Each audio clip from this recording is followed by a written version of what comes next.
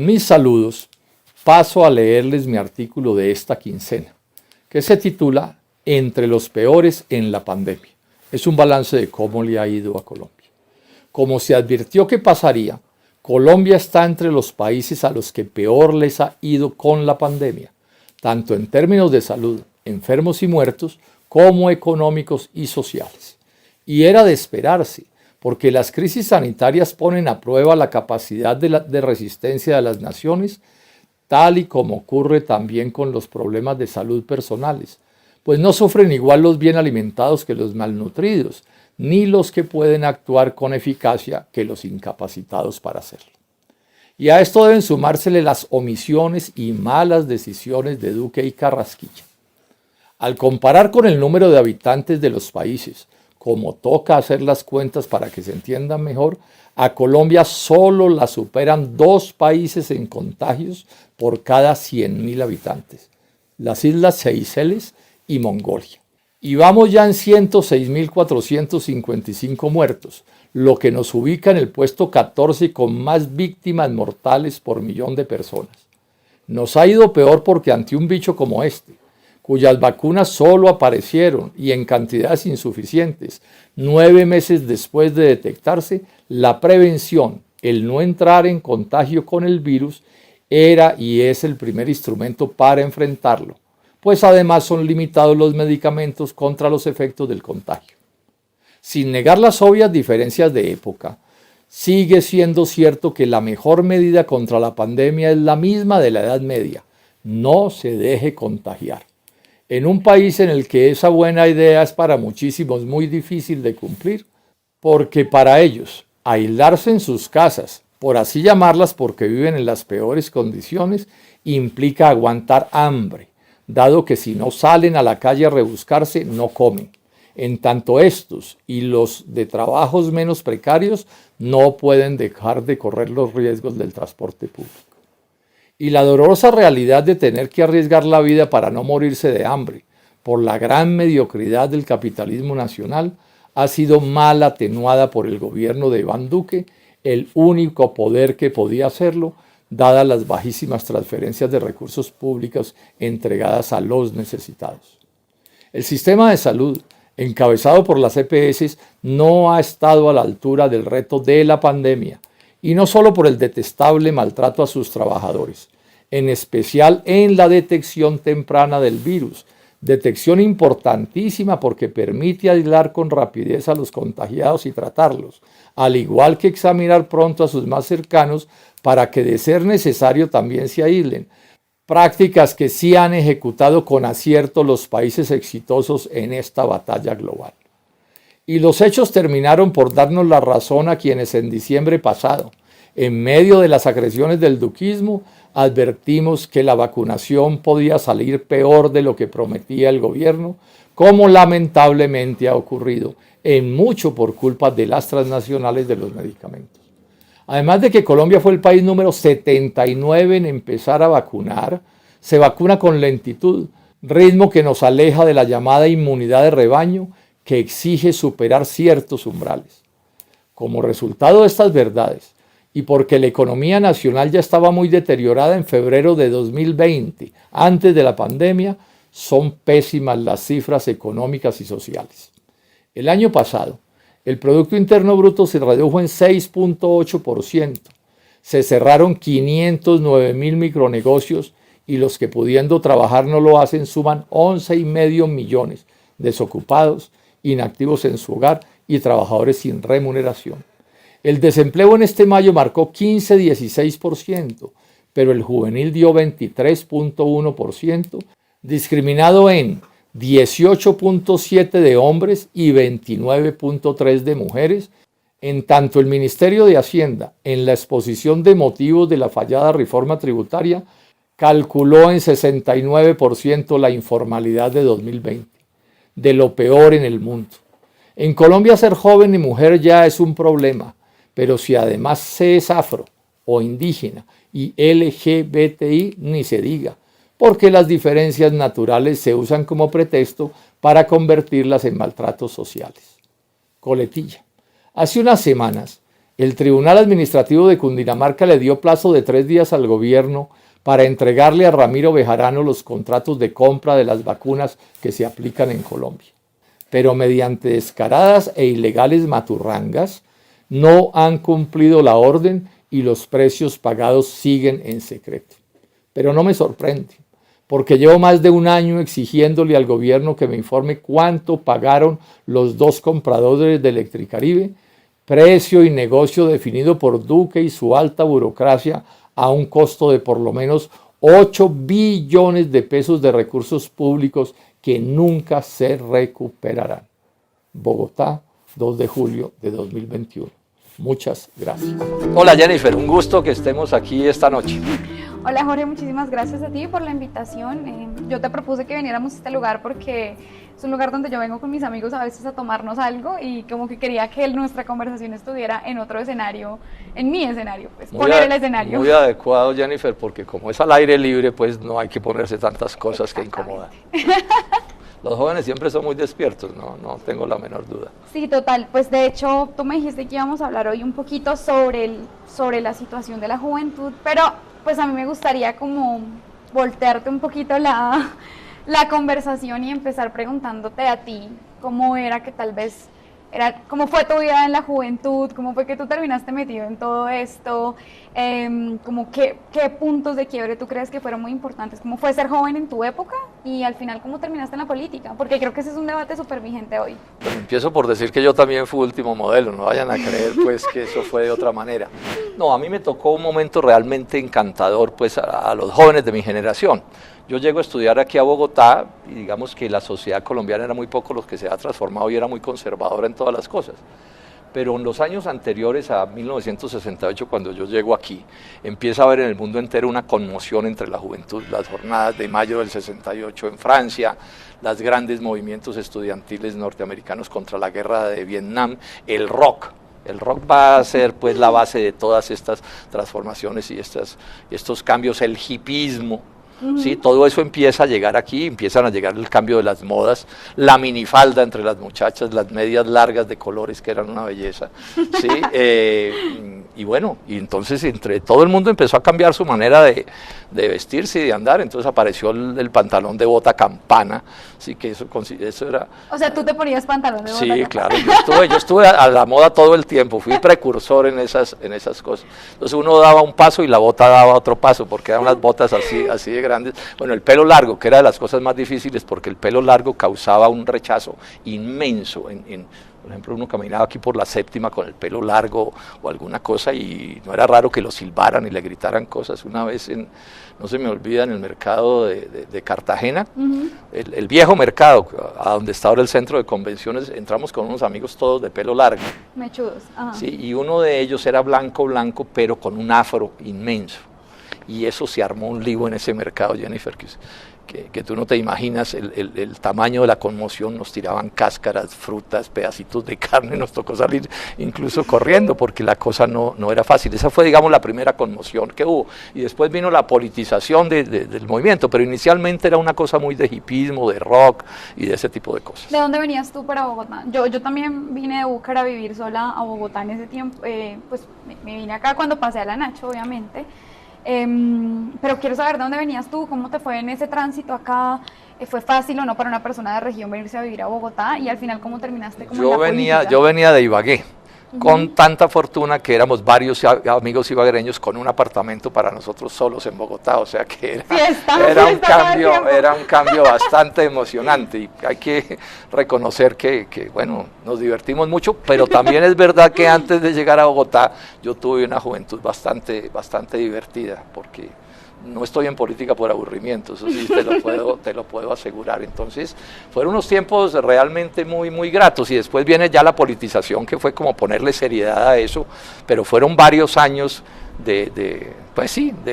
como de lógica hippie, de fiesta y de cosas y de cambio en las mentalidades. Había aparecido años atrás la píldora anticonceptiva, entonces eso también había generado un cambio en las costumbres, bueno, y otros muchos cambios, todos bastante entretenidos. Tremendo, que las mujeres pudiéramos decidir sobre nuestros cuerpos, desatar nuestra sexualidad de la maternidad, Muy chévere esa época, o sea que tú terminaste metido en la política de alguna forma, teniendo que ver algo con el rechazo de la guerra en Vietnam, o como en ese boom, en ese auge.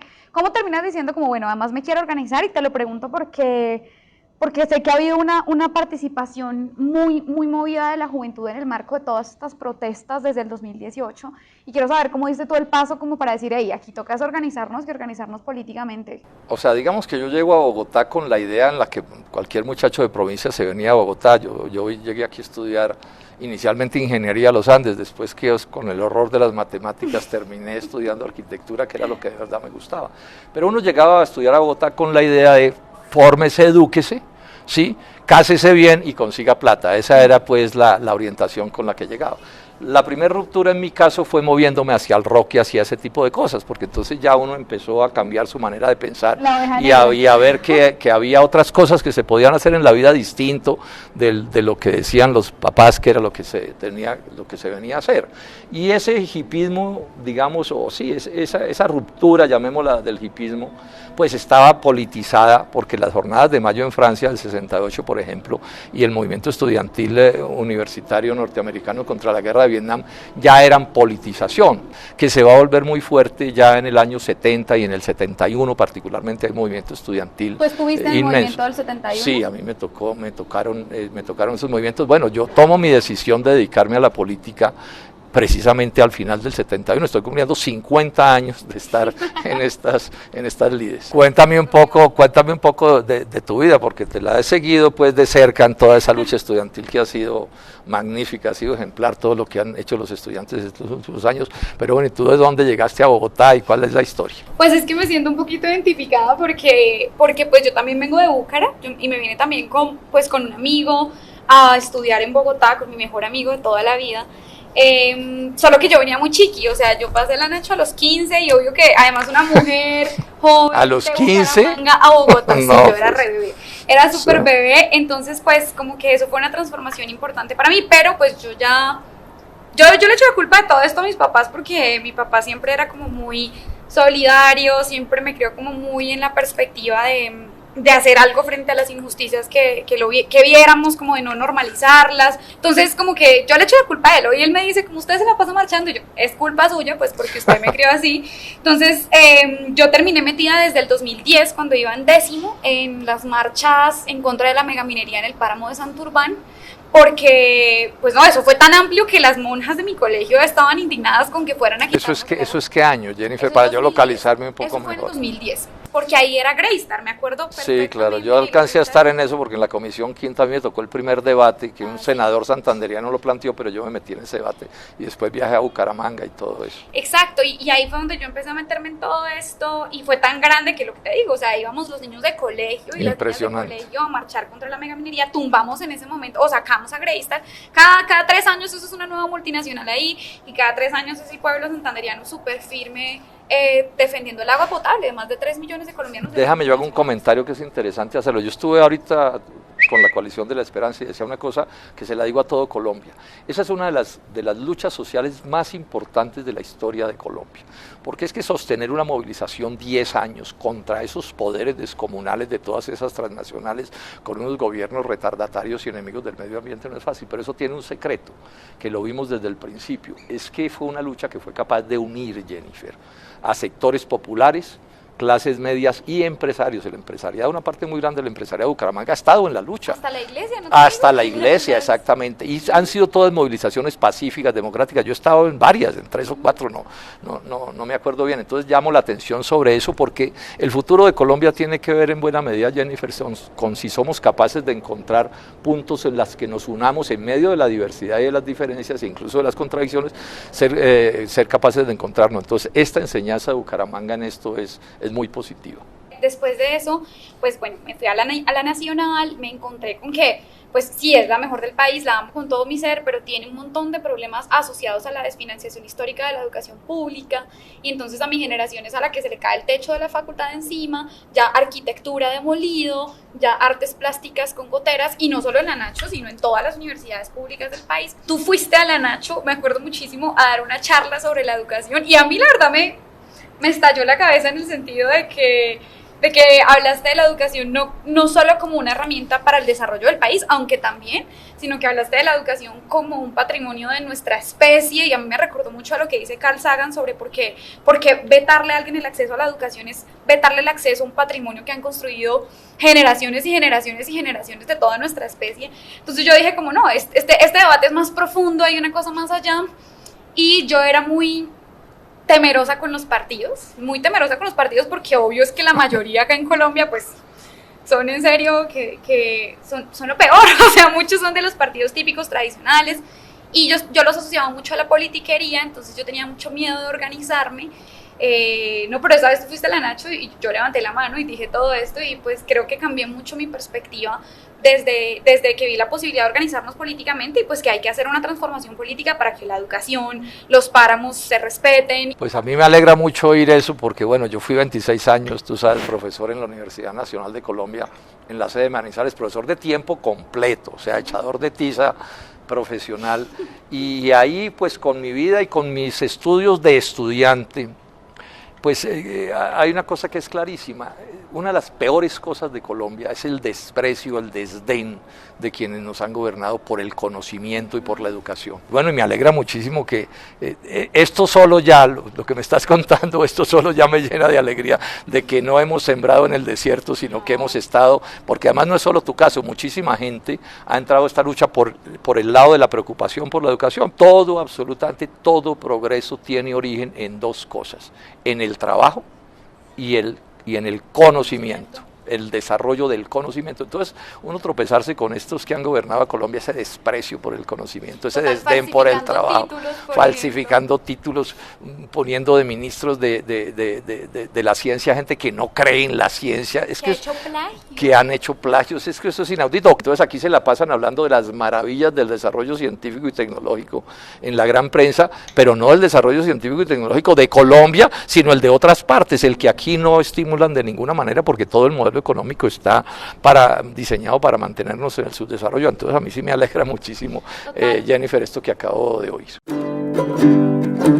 Bueno, Jennifer, cuéntanos cómo fue tu papel de líder estudiantil. Yo sé que fuiste una líder estudiantil bien importante, y en la Universidad Nacional de Colombia, que no es poca cosa, porque esa es una universidad, pues la principal de lejos de Colombia, pero además es una universidad con mucha vida cultural, pero además política, y se mueve duro precisamente por su ambiente democrático. ¿Por qué no nos cuentas un poco cómo fue que fuiste líder estudiantil y representante al Consejo Superior de los Estudiantes y todo eso?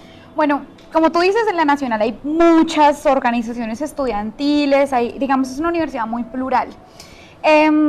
Y tiene una de las grandes conquistas que de hecho nos dejó el movimiento estudiantil del 71, que son unos espacios de representatividad para que haya siempre estudiantes en los espacios en los que se toman las decisiones principales de la universidad. La máxima instancia de toma de decisiones es el Consejo Superior Universitario, que recoge las 9 sedes, entre muchas otras cosas. Y los estudiantes y las estudiantes elegimos por voto directo quién nos va a representar allí. Eso es muy chévere porque de alguna forma como que es un laboratorio de democracia, en el sentido de que es como lo que pasa afuera en el país, pero también en la universidad. Entonces, bueno, con un grupo de amigos y de amigas decidimos sentarnos a escribir un programa súper detallado. Nos pegamos una ñoñada porque hubo que detallar toda la crisis de las universidades públicas. Y bueno, nos lanzamos al Consejo Superior, ganamos las elecciones allí junto con mi compañero Alejandro en ese momento, y después junto con Santiago, que es una plancha de la sede de Bogotá y de la sede de Medellín. Y bueno, en torno a la idea de que pudiéramos siempre avanzar en que la educación pública se entienda como un derecho fundamental y que la educación en general sea un derecho fundamental. Para eso precisamente hay que reformar la Ley 30, llevamos propuestas para lograrlo. Yo creo que hoy, sin duda alguna, avanzamos, pero claro que nos quedan un montón de tareas adicionales por lograr.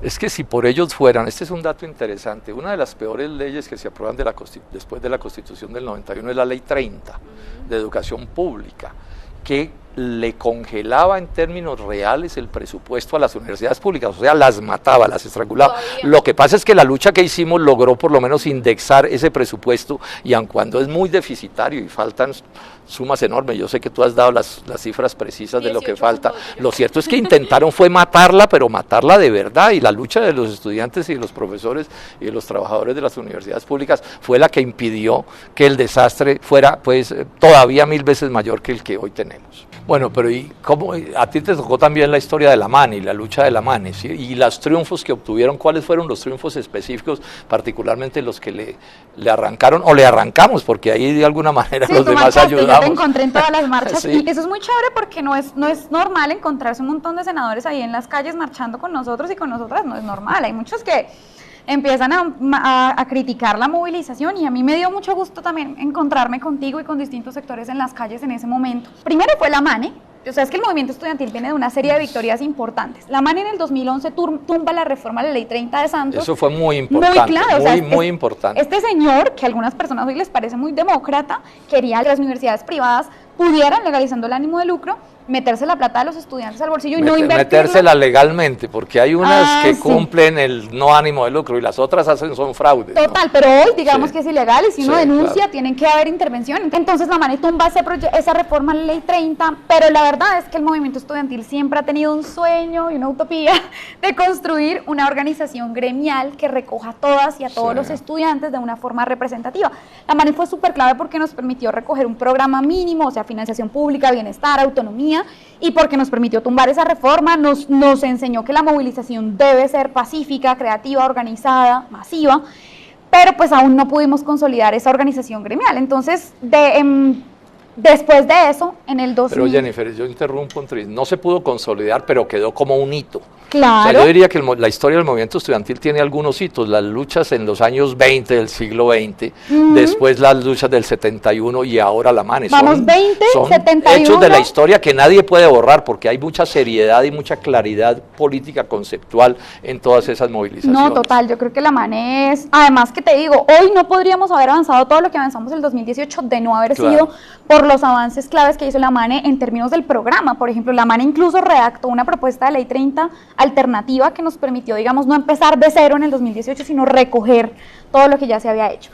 Y después, entonces, lamentablemente, hay que decirlo, no pudimos consolidar una única organización gremial de estudiantes, entonces, desde el 2016 nos dimos a la tarea de consolidar una organización gremial constituida por estudiantes elegidos representativamente por todos y por todas sus compañeras, y empezamos a consolidar algo que se llama la Asociación Colombiana de Representantes Estudiantiles de Educación Superior, ACRES.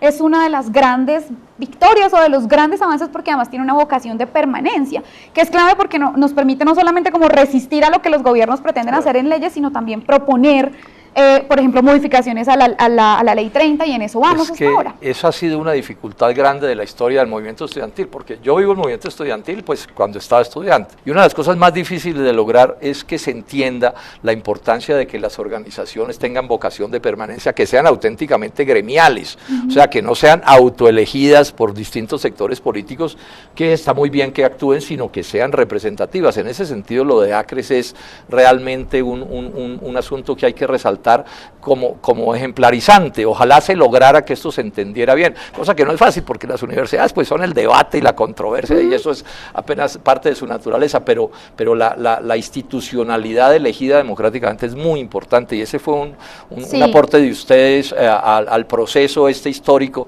del movimiento estudiantil supremamente grande. Y también, un aporte histórico fue que en el 2018 conquistamos un acuerdo muy importante que implicó 5.85 billones de pesos para la educación superior y para la ciencia y la tecnología, que luego Duque incumple y no le da la plata a la ciencia porque obvio que se pasa por la faja esa parte del acuerdo, pero sí se ha cumplido hasta ahora lo que tiene que ver con la financiación de las universidades públicas, y sin esa platica yo hubiera visto muy difícil que las universidades sobrevivieran, por ejemplo, a la pandemia. Entonces, es que recordemos que los rectores salieron a decir que no había plata para admitir estudiantes de primer semestre, o primíparos, como yo les digo, porque no había un peso para contratar profes. Yo quería que mi hermana estudiara en la Nacional porque ella quería, y yo quería que hubiera cupos para ella. Imagínate, cuando salen a decir eso, digo como no, o sea, si nosotros no defendemos este claustro, nadie lo va a defender por nosotros, y bueno, eso también fue un triunfo importante en el que aprendí mucho también del lado de mis compañeros, y no fue solo un triunfo de ACRES, hay que decir que ese fue un triunfo de muchos otros sectores y muy amplio, con profes, con trabajadores también, que pues al final Duque tuvo que ceder, y eso me parece que es una muestra además de que luchar sí funciona. Eso es bien importante resaltar eso. Hay quienes creen que las luchas gremiales, y resalto su carácter democrático, no violentas, etcétera, pero que esas luchas sociales hay creen, no, eso no sirve para nada, eso es todo lo mismo. No, señor, no es cierto, esas luchas sí sirven. Yo repito mucho esta reflexión, Jennifer. Todo progreso de la humanidad desde tiempos inmemoriales tiene que ver con que alguien algún día dijo, ¿saben qué? No estoy de acuerdo con esto, con lo que fuera, ¿sí? Pero alguien dijo, no estoy de acuerdo y empieza una lucha por la transformación. Si hoy las mujeres no son tan maltratadas como lo eran antes, o por lo menos hay avances muy importantes en la legislación y en la conciencia, ha sido pues porque las mujeres han luchado a lo largo de toda la vida, digámoslo así, porque estas son luchas que se remontan por los siglos, así haya momentos de más auges en esas luchas. Y lo mismo pasa con la educación. Si no se hubiera luchado lo que se ha luchado, la educación en Colombia estaría muchísimo más atendida por el Estado que lo que hoy lo está.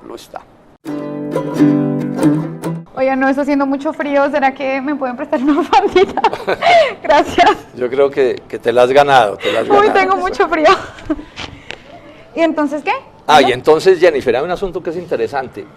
El estudiantado colombiano pues ha luchado toda la vida y está muy movilizado desde hace un rato. Ahí estuvo pues el gran triunfo que obtuvieron contra Duque, ¿no? Pero también es cierto que en los últimos meses ha habido mayor movilización. ¿Cuáles son los reclamos que están haciendo los jóvenes? No solo los estudiantes, sino los jóvenes, porque la lucha, claro, los estudiantes son muy importantes, pero esto es más juvenil, es mucho más amplio, mucho joven, trabajador también se está movilizando y eso es relativamente nuevo en la vida del país. Sí, yo creo que esto responde sin duda a que la juventud ha sido uno de los sectores más golpeados por la crisis económica en la que está Colombia. O sea, lo que ha pasado recientemente de que no sea solo un movimiento estudiantil, sino que nos encontremos jóvenes trabajadores, pero también jóvenes que ni estudian ni trabajan. Los ninis. Exacto, los ninis, tiene que ver con que, mejor dicho, hemos llevado el bulto como muy pocos otros sectores. O sea, todo el mundo está mal, cierto, en Colombia, pero si hay alguien que está en la súper mala, es la juventud. Por ejemplo, las cifras de desempleo han sido crecientes, o sea, Colombia ha tenido un desempleo creciente año tras año desde antes de la pandemia, para que no nos echen el cuentazo de que esto solamente es por la pandemia. Desde el 2015 para adelante hasta el 2021 hemos tenido desempleos así crecientes, y particularmente el de la juventud, que ha estado más de 6 puntos porcentuales por encima del desempleo de toda la población. Y si nosotros hacemos un zoom en las mujeres jóvenes, vamos a encontrarnos con que el 30% de nosotras estamos sin trabajo. O el 33%. Mujer y joven es una tragedia espantosa. O sea, si conseguir trabajo siendo colombiano o colombiana es durísimo, siendo joven, mujer, es tarea imposible, misión imposible. Y es mucho más crítico cuando evaluamos en toda la juventud y vemos que 1/3 de la generación más grande que ha tenido Colombia de jóvenes no estudia ni trabaja, y no es porque seamos vagos, como dirían algunas senadoras, ni porque... ni atenidos, como diría otra persona. Como diría la vicepresidenta, exactamente, ni nada de eso, porque de hecho para contar en esta cifra hay que estar buscando trabajo, buscando educación. En esa medida, pues tener 1/3 de la generación más grande sin futuro, pues yo creo que lo que ha hecho es llamar la atención de toda la sociedad, como, oigan, ¿en dónde está lo que nos prometieron, ese sueño? Pues mi papá me lo decía siempre, como, lo único que yo le dejo a mi hijita es la educación. Pues ni educación, y aunque nos graduemos, en muchos casos endeudados con el ICETEX, porque no pasamos a una universidad pública, salimos y no conseguimos igual trabajo. Y yo creo que esto no es una preocupación solo de la juventud, sino que una sociedad que no es capaz de ofrecerle a los jóvenes sus derechos básicos y un futuro mejor, es una sociedad que ha perdido su objetivo principal, que es el de que la vida de sus futuras generaciones sea mejor que el de las generaciones que ya vivieron en Colombia. De hecho, Colombia tiene uno de los fenómenos más únicos, y es que los hogares con jefatura juvenil son más pobres que los hogares sin jefatura juvenil. O sea, tenemos una generación de jóvenes más pobre que la generación anterior. Es que una de las cosas más dolorosas, Jennifer, pienso yo, que tiene que ver con la indignación de los jóvenes, es que les han negado las oportunidades, que es lo mínimo que se supone debe tener un ser humano. O sea, que habiendo oportunidades, o sea, la oportunidad de estudiar, la oportunidad de trabajar, que ya le vaya bien o mal, o mejor o peor, pues bueno, esa es parte del juego y depende de uno, pero es que les niegan las oportunidades, y estos muchachos lo que están viendo es a sus padres llenos de frustraciones, de problemas, de sufrimientos, y ellos se ven en una realidad que es cierta, y es que su vida seguramente va a ser más dura que la de sus padres. Exacto. O sea, quienes, digamos, de mi generación, pues en medio de las muchas dificultades que siempre ha habido en Colombia, pero por ejemplo la estabilidad laboral era una cosa como normal, un pensión, empleo, la pensión también aparecía más o menos normal, o sea, el país nunca ha estado bien, pero es que lo de ahora es una cosa realmente terrible, entonces antes no hay más rechazos y más movilizaciones. Y peor, Jorge, ha sido en la pandemia, pues, sin renta básica, sin matrícula cero para todos los estudiantes y las estudiantes. Yo por lo menos en donde me atrevo a decir que está la causa, tiene que ver con que las empresas han venido cerrando. Solo en el 2020 cerraron 500.000 microempresas, fruto de que pues nadie estaba comprando, la recesión económica, decrecimos en un 6.8% y no hubo poder humano que hiciera que el gobierno rescatara ese tejido empresarial. Entonces, Jorge, yo creo que, bueno, y una cosa más, que es como la actitud tan intransigente del gobierno, a pesar de que Duque es el presidente más joven que ha tenido en la historia, que es un presidente antijoven, que no, además no fue capaz de responder a esas necesidades. Mira, desde el 2018 tenemos una mesa de diálogo con el gobierno y llevábamos pidiendo matrícula cero cada 3 meses. En el 2020 no hubo poder humano que hiciera que nos respondiera. Es un gobierno muy intransigente. Entonces eso también es muy difícil para la juventud porque no nos sentimos escuchados, escuchadas. El gobierno no quiso negociar ni siquiera con las organizaciones sociales que están institucionalmente reconocidas. Entonces eso también causa una sensación de frustración que habiendo agotado todas las vías institucionales, pues lo único que nos queda es salir a las calles a movilizarnos y mayoritariamente de forma pacífica y organizada, como exigiendo unas propuestas, porque también está ese cuentazo de que nosotros no proponemos, sino que solamente nos oponemos, que es pura paja, porque sí hicimos propuestas y sí llevamos haciendo propuestas años, solo que el gobierno pues no nos escucha. Y de hecho le pedimos a unos jóvenes y a unas jóvenes que nos mandaran un video, entonces lo queremos reproducir acá. Ah, buenísimo, veámoslo. La juventud colombiana reclama un país en el que todos nuestros niños, niñas y jóvenes puedan tener acceso a la educación como derecho fundamental y en todos sus niveles. La juventud reclama un país en el que tengamos oportunidades de empleo y condiciones laborales dignas, que no estemos solo condenados a la informalidad, a tener que emigrar a otros países, a no tener una vivienda digna e incluso a no tener derecho a una pensión. Yo como joven lo primero que haría en Colombia sería impulsar el agro colombiano y nuestra producción nacional, debido a que en 30 años los gobiernos han quebrado el agro y la industria colombiana firmando tratados de libre comercio que nos ponen supremamente en desigualdad junto con otros países. Lo que necesita Colombia para que la juventud tenga un mejor futuro es quitar esas viejas ideas que vienen implementando desde hace 30 años y que hoy tienen la realidad de la juventud con un desempleo, con jóvenes nini, pero además con una educación pública desfinanciada y sin oportunidad para la juventud. Jovis, no, entrémonos porque si no, no vamos a poder terminar todo este trabajo que estamos haciendo. Total, de una.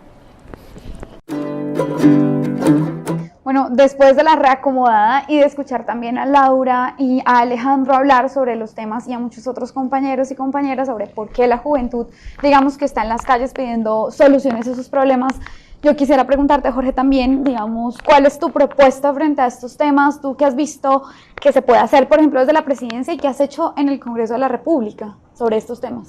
Pues a ver, digamos esto, Jennifer. Colombia tiene un problema de distribución de la riqueza supremamente complicado, es de las mayores desigualdades socialmente hablando del mundo. Y eso impacta todo, pues porque tiene que ver con que a unos pocos les llega mucho, ¿sí? Y a un número inmenso de colombianos les llega muy poco. Pero hay un asunto que es, si se quiere, anterior a ese, y es que este es un país que crea muy poca riqueza porque le han prohibido que cree riqueza, y la mejor prueba de que no nos dejan crear riqueza en las proporciones que se necesitan es la tasa inmensa de desempleo. Porque ¿qué es lo que quiere decir un desempleado? Una persona que no crea riqueza. Y que no crea riqueza quiere decir que Colombia tiene un producto interno del orden de $6.500, $6.000 ahora con la pandemia. Estados Unidos tiene 65.000, los países desarrollados están todos por encima de 30.000. Entonces aquí el primer problema que hay que resolver es generar más fuentes de empleo y riqueza, fuentes de empleo y riqueza, fuentes de empleo y riqueza. Si ese problema no lo resolvemos, no va a ser posible resolver nada, porque uno no puede tener una economía como la africana y pretender tener calles como las europeas. Esas son cosas que hay que plantear con toda franqueza. Claro que por supuesto que también hay que priorizar el gasto de una manera diferente. Entonces en el caso de los jóvenes hay que hacer todos los esfuerzos necesarios para aumentar la educación pública y gratuita. Esa tiene que ser una consigna, porque de otra manera, de entrada miles de jóvenes no van a poder estudiar, porque no pueden pagar ni la más barata y peor de las universidades privadas, y porque además otros muchos se gradúan con unas deudas insoportables con el ICETEX. Esta es la base de todo el asunto, o sea, crear oportunidades tiene que ver con desarrollar la economía plenamente, y eso tiene que ver con reducir las importaciones. Es que es un país donde quienes los gobiernan prefieren traer del extranjero lo que podríamos producir, es decir, prefieren generar empleo y riqueza allá que crearla aquí. Pues ese es un país que no tiene futuro, y ese es el país en el que estamos, en especial en los últimos 30 años. ¿Y tú qué podrías promover para eso? Por ejemplo, ¿tú qué le dirías a los empresarios, a las empresarias, a la gente que está montando un emprendimiento? ¿Qué se puede hacer desde la presidencia de Colombia? Se pueden hacer muchas cosas. Una primera cosa que hay que hacer es reducir eso que llaman el costo país, los economistas, que tú lo llamas el costo país, o sea, la tasa de interés del crédito, los servicios públicos. O sea, este es un país tremendamente costoso para producir, y la competencia internacional es entre países completos, no entre empresarios o uno u otro productor o campesino, sino los países completos. Ahí también, y hay que tomar modificaciones a las importaciones. Colombia no puede seguir siendo el paraíso de los importadores. Yo acabo, para poner un ejemplo, de pedirle al presidente Duque que le suba los aranceles a las confecciones asiáticas, y así podríamos producir 350.000 empleos en Colombia. Y hay que ver qué se hace con los TLCs. En ambientes de TLC, Colombia no tiene futuro. Si algo ha fracasado en los últimos años en Colombia, son esas políticas, y los empresarios deben entender eso. Crear empresa en Colombia es una hazaña, mientras que en los países desarrollados, de verdad, el Estado, quienes están en el poder, promueven la economía empresarial. Aquí es persiguiéndola, maltratándola de todas las maneras, al mismo tiempo en que hacen demagogia diciendo que todo lo atienden bien. Y claro, aquí hay algunos empresarios de ciertos sectores a los que les va bien, y no lo voy a negar, y no me molesta que les vaya bien, pero es falso decir que este gobierno de Duque defiende la economía empresarial colombiana. No lo pueden demostrar de ninguna manera. Y además hay otro detalle. El crédito no se riega como se debería irrigar. Entonces aquí hay una parte muy grande de la producción, Jennifer, que se hace con créditos de usureros, de verdad, con gotagotas, y con créditos de tarjeta de crédito, que son créditos de usura. Eso para ponerlo como un ejemplo. Tenemos una de las electricidades más caras del mundo, también se puede señalar. Los peajes son escandalosamente caros, pero sobre todo abrir las puertas a las importaciones de productos subsidiados. Hoy en Colombia están arruinando la producción de leche y la producción de arroz a punta de los subsidios norteamericanos que están respaldando la producción allá. Si eso no se modifica, Colombia no tiene futuro. Entonces yo pensaba, como nos tienen en un país sin producción, con empleo de pésima calidad, que solamente puede consumir bienes baratos que se dañan a los 15 días, o sea, lo que pasó con el calzado en Bucaramanga, por ejemplo, a partir de las importaciones. Entonces, te lo digo porque también, lo que dicen también en economía es como, no, pues entonces páguenle menos a los trabajadores, y pagándole menos a los trabajadores usted hace que sea, digamos, que sea más fácil ser empresario, pero realmente eso sí garantiza, digamos, que las mercancías se vendan, sí nos permite una economía creciente. ¿Qué crees tú sobre el trabajo en Colombia? Es que si no hay empleo, no hay ingreso, y si no hay ingreso, pues tampoco tienen a quién venderle las empresas. Se termina configurando un círculo vicioso. Si uno mira los países desarrollados, sus salarios son bastante más altos que los nuestros. Yo no digo que aquí se pueda subir a esa tasa automáticamente, ¿sí? Pero sí hay una cosa aquí en la que hay que insistir, y esa fue una de las grandes fallas de la reforma tributaria que tumbó la lucha de los colombianos. Es que no solo le quitaban el pan de la boca a los sectores populares y a las clases medias, cosa que ya es muy grave, sino que además reducían su capacidad de compra, lo que a su vez golpea la producción de todos los órdenes, la producción del campesino, del indígena, del empresario. Entonces aquí hay un modelo económico concebido para que pase lo que pasa. Esto está diseñado para que pase lo que pasa, porque además esto es como un amigo dice, esto no es cocina criolla, sino cocina extranjera. Es lo que les conviene a las grandes potencias y a las transnacionales lo que se nos está aplicando. Y si eso no se modifica, con franqueza hay que decir que este país carece de todo futuro, salvo para unos muy poquitos, pues que sí, les va bien, pero el resto del país se va a seguir hundiendo. No, pero lo podemos cambiar, yo creo que lo podemos cambiar, porque hoy creo que todo el mundo está cuestionándose esos planteamientos. En los países vecinos también hay como una posición crítica sobre eso, y yo creo que valdría la pena, pues, o sea, creo que el movimiento social colombiano también se ha planteado esas críticas, y tengo la esperanza, pues, porque es que si no... No, así va a ser, ¿no? Y estamos de acuerdo en eso, anotas bien eso, y voy a decir una frase que uso mucho: este país sí tiene arreglo, este país sí puede salir adelante, este sí puede ser un gran país. Pues porque tenemos todo, tenemos una geografía enorme llena de todo tipo de riquezas y tenemos unos trabajadores que son tan buenos como los mejores del mundo, tenemos fama en el mundo de grandes trabajadores. Es mentira también lo que se dice, que es que aquí los trabajadores no quieren trabajar, y tenemos unos empresarios de capacidad también superlativa, lo demuestran en el mundo entero. Lo que pasa es que aquí hay un ambiente hostil a crear riqueza, hostil a crear empleo, hostil a crear producción. Este país sí tiene arreglo, por supuesto que sí. ¿Te acuerdas que habíamos hablado un día de que tú fueras la jefe de debate de mi campaña?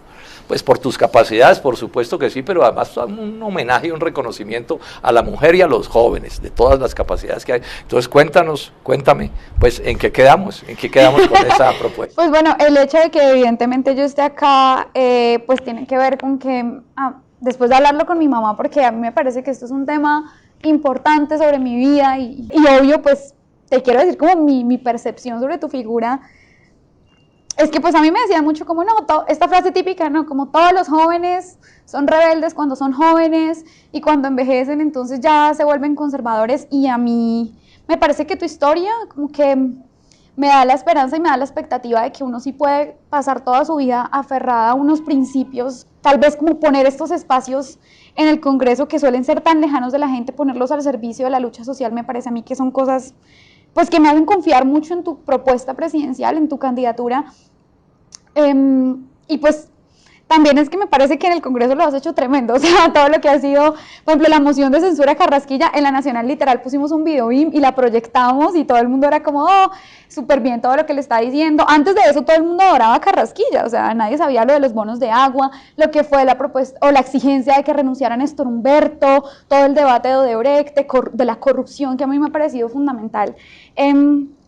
Pues como que yo ponderé todas estas cosas porque también te quiero decir que no es sencillo, porque lamentablemente en Colombia se hace política de una forma muy sucia, ¿sí? De una forma muy sucia, pero también pienso como, bueno, si nosotros damos un paso atrás y dejamos que esa gente que solamente matonea y que solamente difunde noticias falsas, como que nos desanime, es de cierta forma como la victoria para esos sectores. Entonces, pues ponderé todas esas ideas. Y también creo que es de alguna forma como lo que nos toca, ¿sí? Al movimiento social le toca asumir este tipo de tareas, pues porque es esencial que estemos también en las urnas, que estemos también en la política. Quiero preguntarte también como qué se hace en esta labor en detalle, como pues no, porque esa jefatura del debate, que es lo que le estamos proponiendo a Jennifer, y esto no es una decisión mía solamente, Jennifer, tú lo sabes, aquí hay un equipo, yo no soy Robin Hood, ni me creo Superman, ni cosas de ese corte, sí. Esto es un equipo, y después de analizar mucho las cosas, analizamos, bueno, primero la idea de mandarle un mensaje claro al país, necesitamos jóvenes, necesitamos mujeres, pero no pues en labores, digamos, secundarias, aun cuando también son muy importantes, claro, realmente labores secundarias no hay, pero queremos encargos de dirección.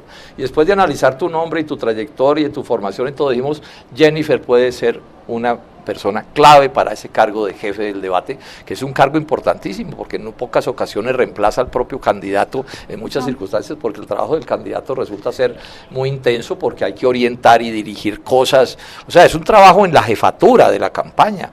Las campañas, por grandes que sean, tienen unos equipos de dirección que son relativamente pequeños, o sea que tú estarías en ese equipo, porque la primera razón, porque estamos convencidos que lo puedes hacer bien, esto no es no es por otra razón como primera razón, pero además porque le mandamos un mensaje al país de actitud democrática, de que hay que renovar, de que hay que traer nuevas personas, sí, que jóvenes, digamos, unidos a veteranos, ese es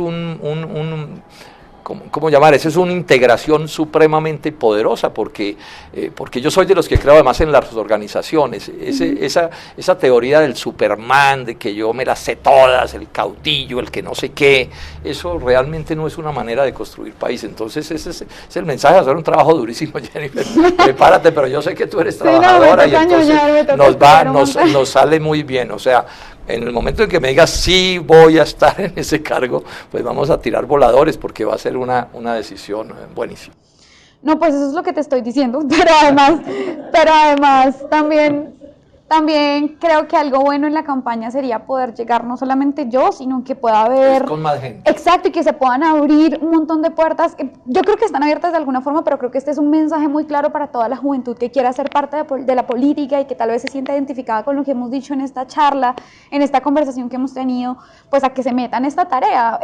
Nosotros hemos venido haciendo como reuniones regionales con un montón de jóvenes y pues la idea es que realmente como que exista una toma de la política por parte de la juventud y ojalá de la juventud que tiene unas ideas transformadoras, porque también hay gente joven con ideas súper viejas que ya están mandadas a recoger, o sea, como que la juventud no solamente está en la pinta, ¿sí? Una cosa que podemos demostrar que le ofrecemos a los jóvenes es que quienes somos los veteranos de esta campaña, pues seguimos defendiendo básicamente las mismas ideas que defendimos en la juventud, ¿sí? La idea del verdadero progreso del país, la idea de que mejoren las condiciones de existencia de la gente, la idea de la soberanía nacional, de respaldar la producción industrial agropecuaria, de seguir siendo contrarios al uso de la violencia estéril que ha padecido tanto Colombia. Entonces, en ese sentido, pues digamos, hacemos equipo con coincidencias muy grandes, porque hay que decirlo también con franqueza, de la misma manera que uno no puede decir que entonces que porque usted es un veterano entonces ya tiene garantizado el acierto, pues por no serlo tampoco tiene garantizado el acierto. Aquí hay que hacer esfuerzos por acertar, esto tiene sus complejidades. Total. Y tu formación, que sabemos que es de muy alto nivel y muy estructurada, pues aquí nos va a servir muchísimo. Y eso es, sin ese ingrediente, yo quiero insistir, Jennifer, no estaríamos haciéndote la propuesta que estamos haciendo. También pues tenemos vicepresidenta mujer y sin embargo hay una agenda, no hay una agenda de mujer de garantizar nuestros derechos, de luchar contra la violencia contra nosotras. Bueno, y ya lo último, pues no, lo que yo quería como finalizar de alguna forma esta conversación es diciéndote que te agradezco un montón y que estoy full en esa tónica de irnos también a las regiones y a donde toque ir, pues porque a mí me encanta mucho como, la verdad yo digo que mi pasión en la vida es de alguna forma como discutir y debatir y proponer también cómo debería organizarse Colombia y pues creo que ese es un espacio en el que me gustaría mucho estar. Bueno, pues bienvenida. Bueno, Jennifer, y se me pasaba a decir, esto es equipo, ¿no? Esto es Dignidad, nuestro partido que le está yendo supremamente bien. Va a haber una fiesta en Dignidad con esta jefatura tuya del debate y estoy seguro que en la coalición de la esperanza también, porque estamos mandando un mensaje muy acertado, muy democrático, lo que el país está esperando. Claro, y también de la participación exacta de mujeres y jóvenes, yo creo que tenemos un chance súper grande en la coalición con un programa muy tremendo, además muy plural, con múltiples sectores y me siento como muy contenta de trabajar ahí, pero bueno, entonces, como son vueltas, ¿qué hay que hacer? ¿A dónde toca ir? Es lo que yo diría. Y les agradezco mucho a las personas que nos vieron, pues por acompañarnos y nos veremos en las calles también. Obviamente que hay que volantear también, hay que ir a hablar con la gente y hay que hacer política conversando con todas y con todos los colombianos. Hay que trabajar con todo el mundo, entonces jóvenes, no jóvenes, mujeres, hombres, todos los sectores sociales, todos bienvenidos a este proyecto. Tenemos una excelente jefe del debate o jefa del debate. Sí, bienvenidos todos aquí.